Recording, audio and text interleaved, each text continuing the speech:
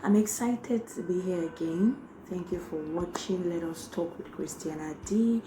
Thank you for your concerns towards me not filming last week.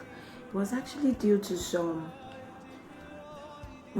something that was a bit beyond my control that I now realized is actually under my control, because if I were to take actions as I did last week, I shouldn't be filming again now. But thank God that it's been sorted. I hope it only gets better. All right, so today I want to talk to us about something really interesting. I like to say it is interesting because I personally have had my own personal share of what I'm about to talk about, and I can really talk about it because it has worked for me. I've experienced it, and I know what it feels like to thread in that path and finally find your way back. So I'm going to be talking to us about unforgiveness today. But before I go into that, I just feel like I should tell some people that it's high time you started loving yourself. You need to learn to love yourself. You need to start being kind to yourself. Show yourself some kindness and respect. You really need to start being aware of the fact that there is something called self-love, and it is very, very imperative that you practice it. Yeah, because it helps your life, it helps your mind, it boosts your sanity, it boosts your self-esteem. It just makes you have and live a healthy kind of life, So you need to start being kind to yourself. Take yourself out, go on that treat. Yeah, go for that pedicure, go for the manicure, go for the facial treatment, just enjoy your life. Enjoy. It's not such a bad idea to have a nice time out with yourself. Learn to love yourself. Be kind to yourself. Be kind to yourself. Okay? All right, so let's go into the topic of the day, unforgiveness. So I like to define what unforgiveness is.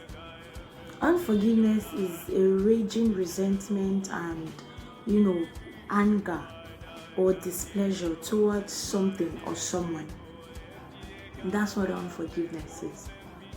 But you see, unforgiveness did not just come boom like that. It came from something. It has a source. You see, many a times the reason problems are left unsolved, even when we try to solve them, is because we have failed to attack those problems from its roots.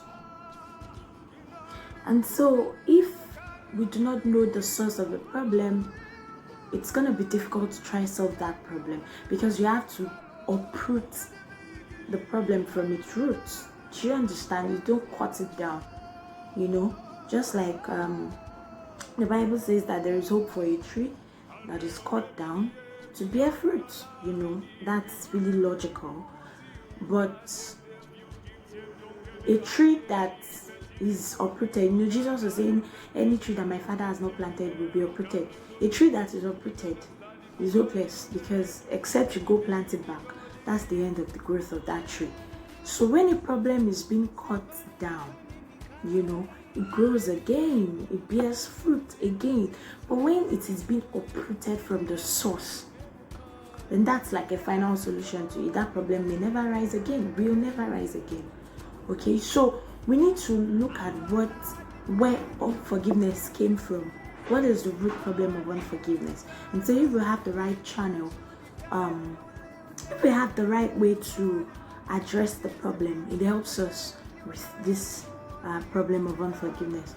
So unforgiveness, actually, I would say the source is really from offense. O-F-F-E-N-S-E, offense. It's a verb, it's an action word. Offense is a state. It's an emotional state or response to hurt, to anger, to hatred, to resentment, to bitterness. You understand? That's what offense is. So that's the root problem of unforgiveness. So when offense happens and it stays for so long, then it begins to bear the fruit of unforgiveness gradually. It begins to bear the fruit of unforgiveness gradually.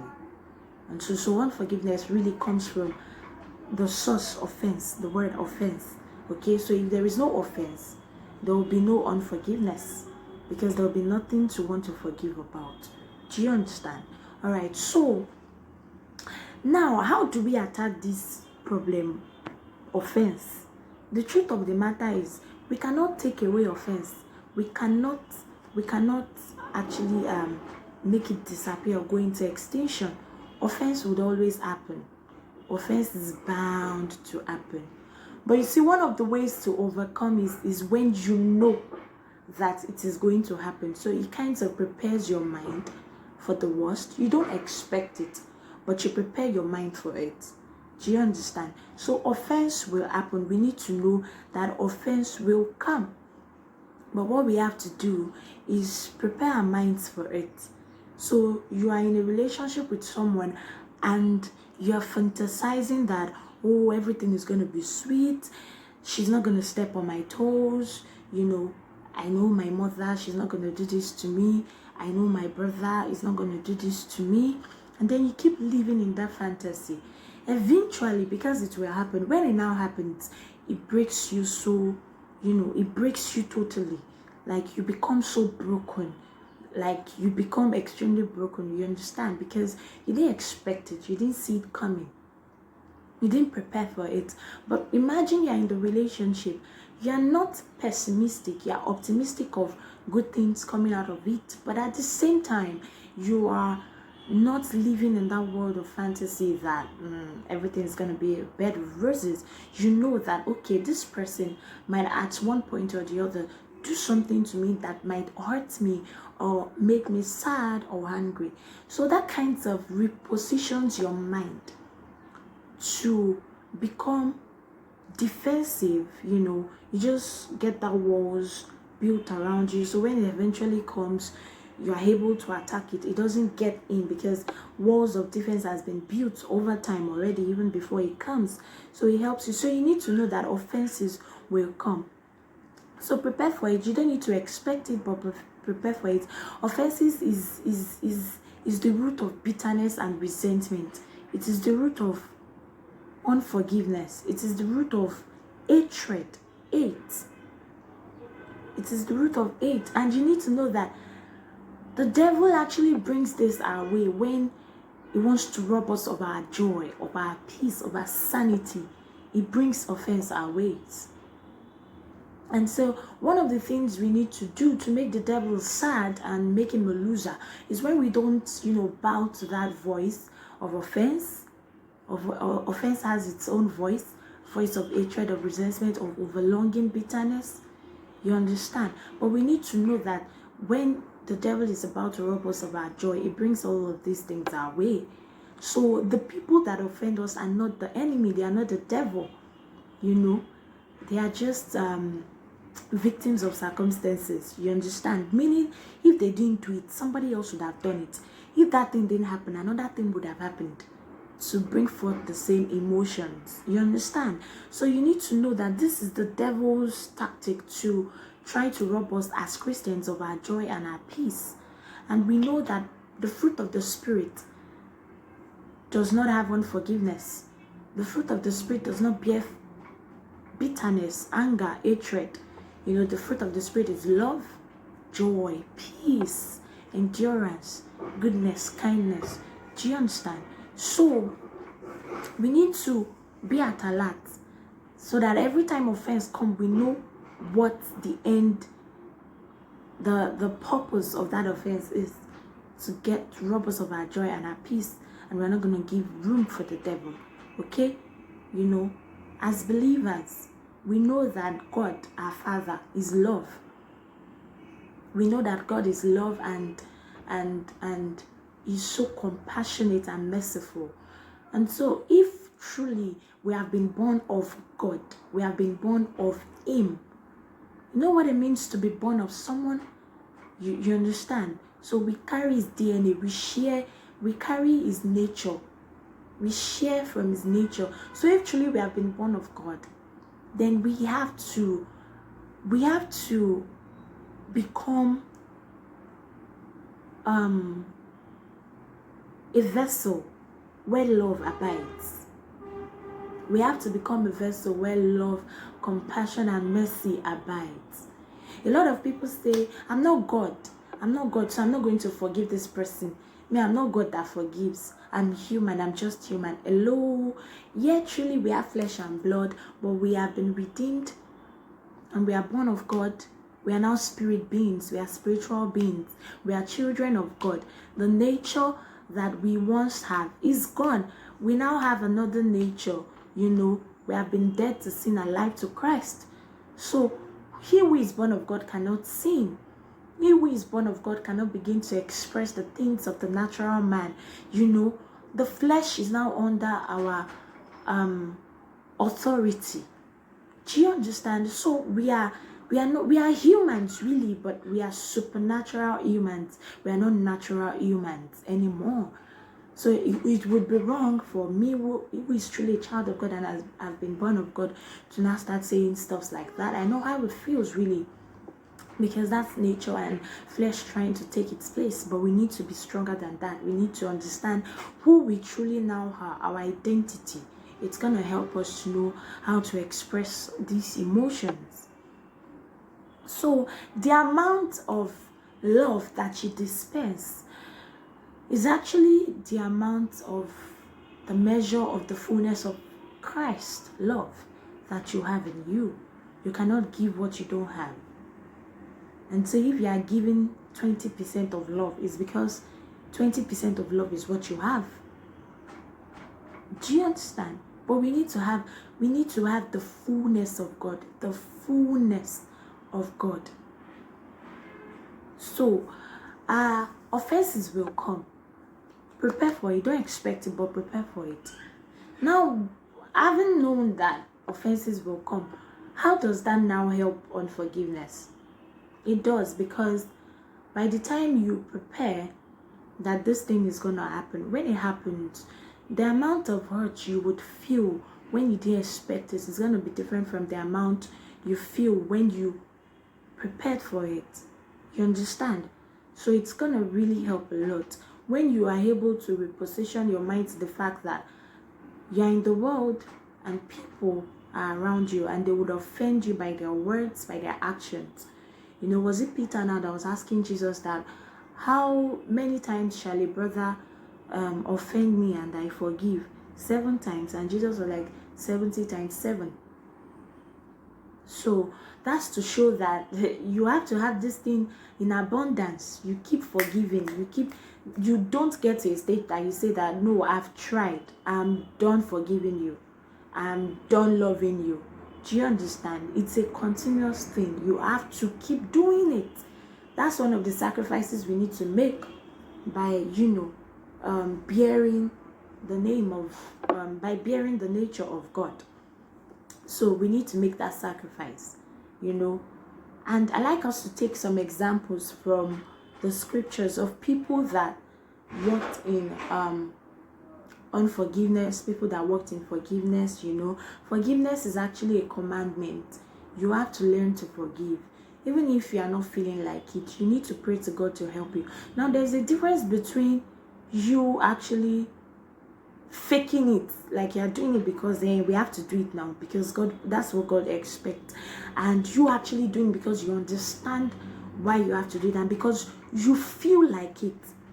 You have to come to the state that you feel like it. You're not just doing it because I'm asked to do it, because if you are doing it just because you feel that you need to fulfill righteousness, then it's probably not coming from the sincere heart. But if you are doing it out of understanding that, no, this is a responsibility that I have to perform, and also the fact that you know who you now are, and you know the fruit of the spirit that you bear and carry, then it's gonna be cool that way, that it's coming from, you know, the sincere point of view. So I like us to just take some few verses from Joseph first as example. From the book of Genesis 45. Genesis 45.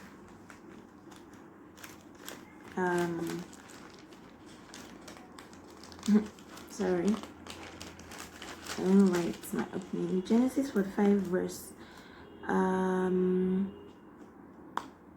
to 8. 3 to 8. Then Joseph said to his brothers, I am Joseph. Okay, let's start from 1. You know, we remember that it was sold into slavery by his brothers into Egypt, and then he interpreted the dream and everything like that. So now what now happens after then Joseph could not restrain himself before all those who stood by him, and he cried out, make everyone go out from me. So no one stood with him while Joseph made himself known to his brothers. And he wept aloud, and the Egyptians and the house of Pharaoh heard it. Then Joseph said to his brothers, I am Joseph. Does my father still live?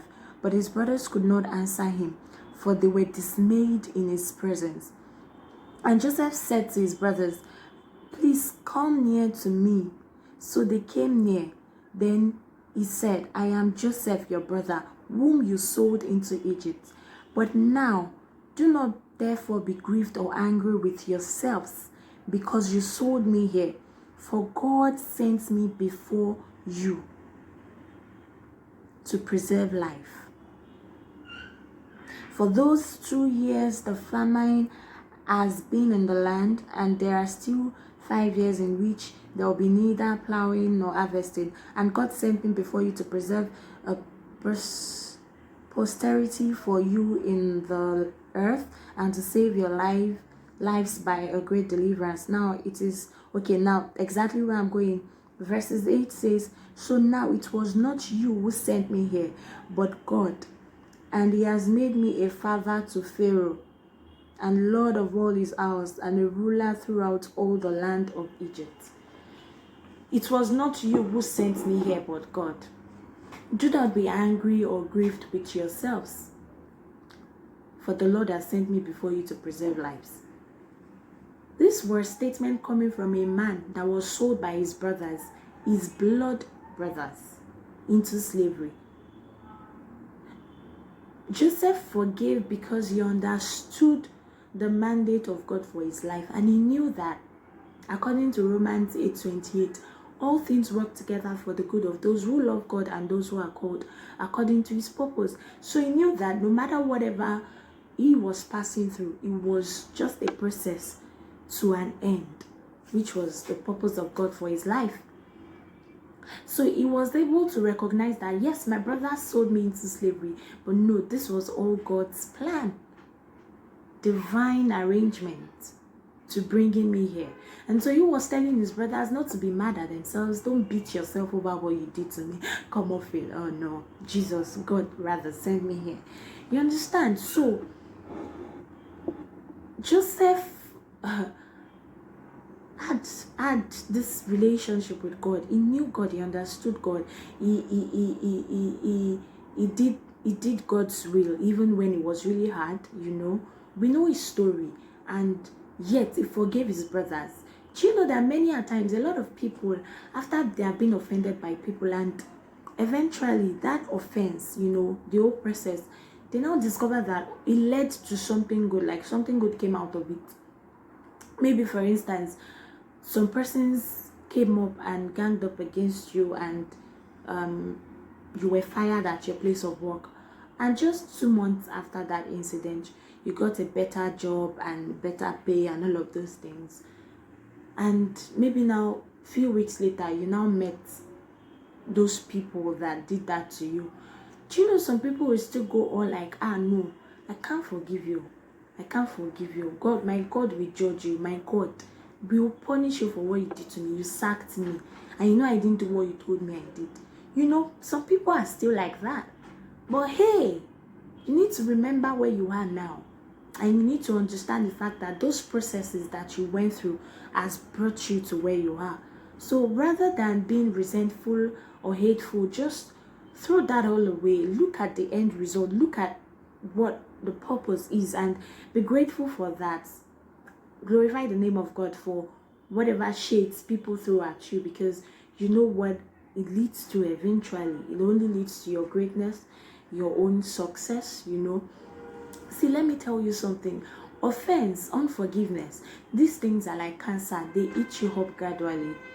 They hit you up. Trust me, it is a very bad experience. It looks like you are carrying a burden in your heart, and as long as it is there, you can really not experience that peace that you should. You may think that you are experiencing peace, but trust me, the moment you lay it off, you realize how much peace you've lost. You get to realize that when eventually you lay it all down and let go of everything. I myself personally I've experienced bitterness. I know what it means to be bitter towards something or someone. I know what it means to hate someone or to hate people. And I thought I was fine. Of course, it was affecting me in every other areas of my life. You know, I knew that I wasn't fine.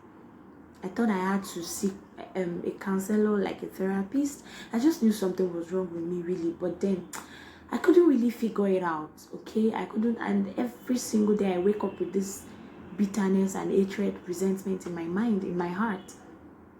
I thank God to Apostle Joshua Selman. I listened to one of his messages, Love Never Fails. I can never forget that message. And that was where I got my deliverance. I got my healing from there. You know, I remember how I cried while listening to the message, and I started to confess that forgiveness. I forgive you, I forgive you. You know, I was mentioning names, I was pouring it all out, I was crying, and as the tears were flowing, the burdens were flowing away, and it was like I was living again. I felt like, no, a burden has been lifted from my heart. And that was when I realized how much of bondage I've been in. Trust me, I can't really explain the feeling more than this, but it is so not a good feeling to hold bitterness and hatred towards someone. Trust me, you don't want to be there. Another story I like us to, we may not be able to read, but another story I like us to look at is the story of the prodigal son, you know, who took the properties of his father that his father gave him, and he squandered everything. And when he came back to his senses, he came home. Naturally, one would expect that the father would lash him, would scold him, would even punish him. You will not eat for 3 days as a sign of punishment for what you did, and to let you know that what you did was wrong.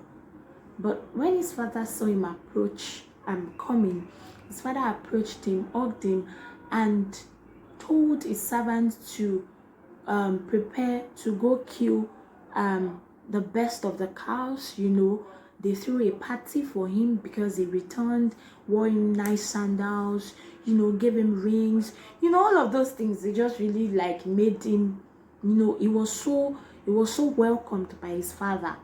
Sincere welcoming, not eye service kind of welcoming. You understand? Who would have thought that that would be the reaction of the father? I'm sure him himself, as he was coming home, he was all with the thoughts of, if my father can just give me the position of a servant, you know, let me just be doing something just to get off the street. But then he himself did not expect what his father did, and that is how Jesus sees us. That is how God sees us. Despite the fact that we have wandered off, we have wandered away, God still wants us back. He's still ready to accept us despite and in spite all odds. You know, he even died. Men fell, but God made the first step to reconciliation. He made a plan already, even before the fall of man. That's how much he really loves us. And so he wants us to, we are replica of God on earth. We are envoys of his presence. And so he wants us to replicate and express his nature, love, forgiveness, even when it is really hard. You know, Jesus, even at the cross, said, Father, forgive them, for they know not what they are doing. You see, the moment you realize that this person hurting me is not the problem is the enemy, and that is who I should deal with. That is who I should respond to, not this person. The easier it gets for us. The easier it gets for us, and the lesser we get hurt. The moment you know that this person is not the devil, is not the enemy, it's just the victim of the circumstance. So these people really, they are not the problem. So Father, forgive them. They don't know what they are doing. They are just victim of circumstances. We need men to carry out this, so they are just the ones. So God, forgive them. That was what Jesus did on the cross.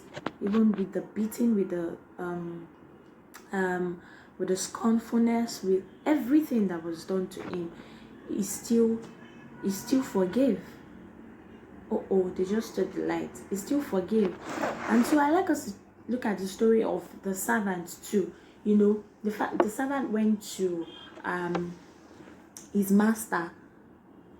The servant was owing his master, and when the master asked for the money, he pleaded with the master that he was going to give it back to him so time, that he should please give him more time, buy more time. And the master said, okay, no problem. And he was actually somebody was owing him too, and so he went to the person, where's my money? And that one also pleaded the same way. He pleaded to his master that, please, I'm going to pay your money, I don't have it yet. And he slit his throat.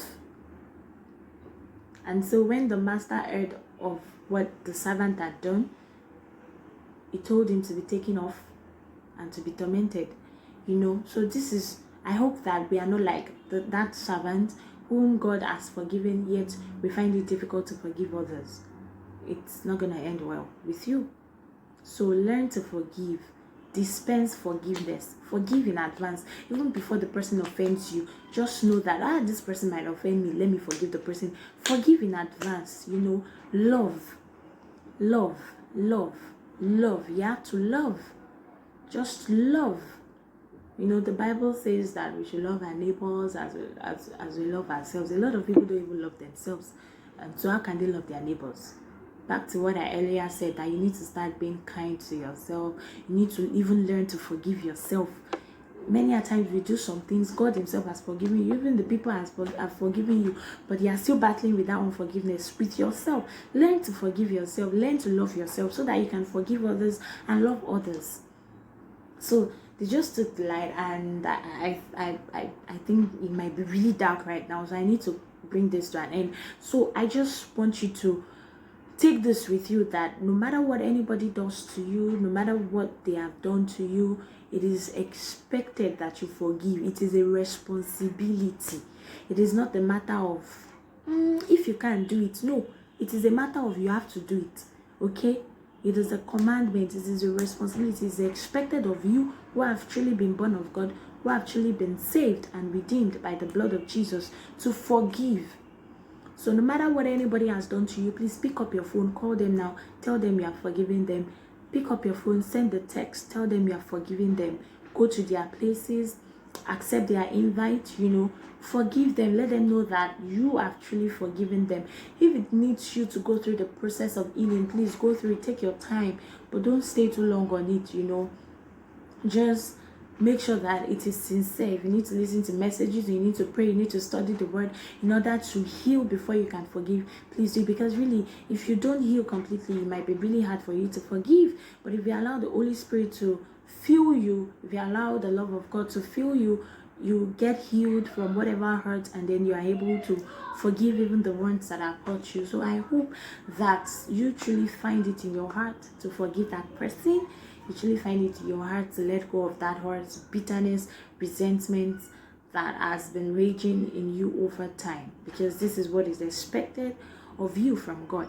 So have a great day till we meet again next week. Stay happy,